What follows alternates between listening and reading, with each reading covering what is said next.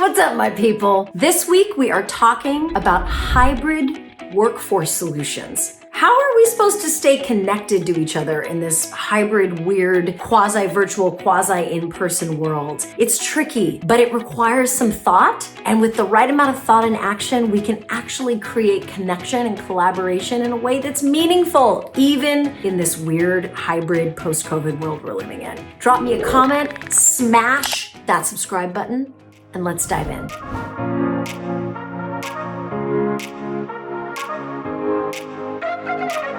Look, here's the thing. If you're watching this in the future, COVID may be over and we may all be back in business together in rooms, organizing around the buildings that we work, in which we work. But even though I don't have a crystal ball, even though I have no idea when that's going to happen, even when COVID is something that we're talking about in the past tense, I think the way we communicate and work as teams has fundamentally shifted forever. I think there will always be a hybrid component to the way business gets done now, because we've learned that we can connect and stay connected and collaborate virtually. So when you think about it that way, how do we facilitate communication and connection in that hybrid model? Because here's what happens to teams. Some people, there's a big important meeting. Some of the people are in the physical room. Others are dialing in or zooming in, and there instantly is some inequality, how involved and included the participant is based on whether or not they're in the physical room. And this can become a huge problem, because if people don't feel included because they're zooming in or they're dialing in or whatever it is, they're not going to speak up. And if they don't speak up,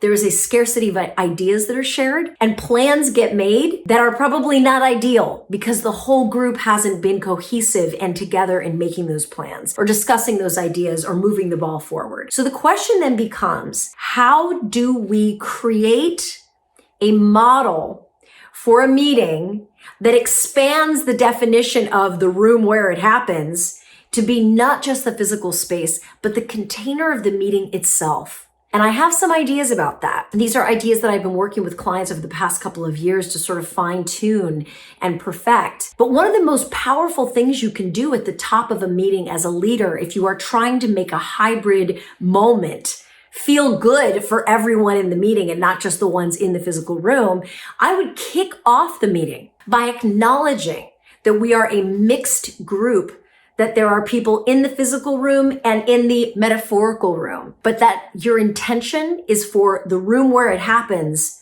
to be both physical and virtual, and that everyone is included and everyone will be called upon. I think that's huge, because I have heard way too often of teams getting back into the office and presenting to the people in the room with their backs to the people joining in from Zoom or Microsoft Meeting or Cisco WebEx, right? And presenting with your back to half the audience, not a good look. So just by setting the tone at the top of the meeting, look, this is a meeting for all of us, not just the people physically that I can make eye contact with and whose body language I can read. Establish that you will be connecting and calling out to everyone in that meeting to participate if that's appropriate. Another technique is, once the meeting is underway and people are weighing in with ideas or building on or skepticism or whatever the meeting's doing, pausing at intervals to check in with those who are joining virtually is huge. And it keeps them on their toes so that they're not checking sports scores or the latest celebrity gossip, right?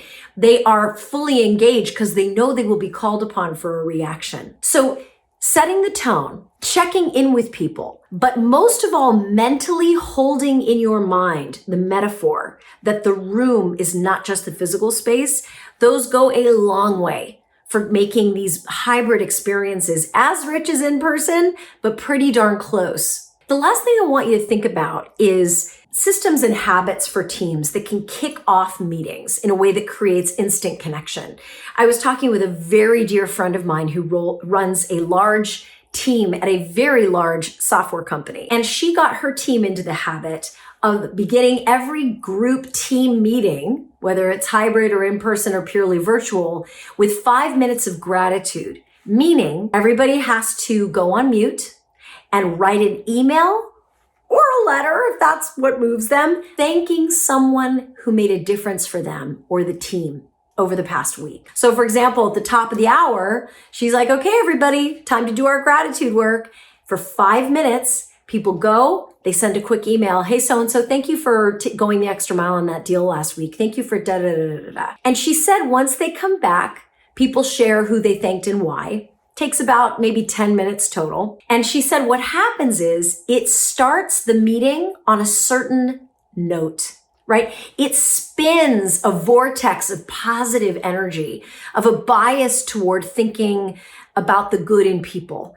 And it changes the tone of how they gather. Not only does it do that, it builds this reputation outside of their team as a team that is thoughtful, as a team that is grateful, and that is they notice when people take the extra mile. Why am I mentioning this in a hybrid work solution context? Because we have to work harder to celebrate and create opportunities for connection with our teams. And it's not as another freaking virtual cocktail hour. It's not another, virtual let's play trivia. It has to be deeper than that, but also less exhausting than that. So these little things, and it's funny when my friend was telling me about that system that she set up, I said, oh my God, 10 whole minutes out of your meeting? Doesn't that eat up into your meeting and make you go long? And she said, sometimes, but mostly it doesn't. The content shrinks to fit the container of the meeting. So I really want you to think about that.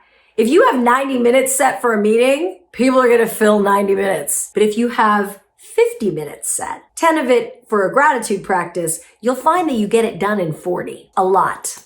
And my friend said, even when they don't get it all done and they have to reconnect on, the following day or later in the day, people don't regret it because the gratitude practice is so powerful. So I want you to be thinking about that, thinking of habits and systems that can keep your team feeling connected to each other and connected to something bigger and in touch with some higher ideals instead of just the grind of yet another meeting. Lastly, in a hybrid work environment, we're coming out of this chapter of human history where we lost our commute time for 2+ years, right? We lost that transition time. And what we ended up doing was working longer hours somehow. What I think we've discovered is that with the great resignation and unprecedented number of people walking away from their jobs and even careers, is that human beings are not robots of productivity. We need time to focus, time to think. And if you see somebody on your team, or if you're trying to get a meeting with someone and their calendar looks like it's got these huge blocks of time, that might be their focus time. Try not to book as many meetings, my friends.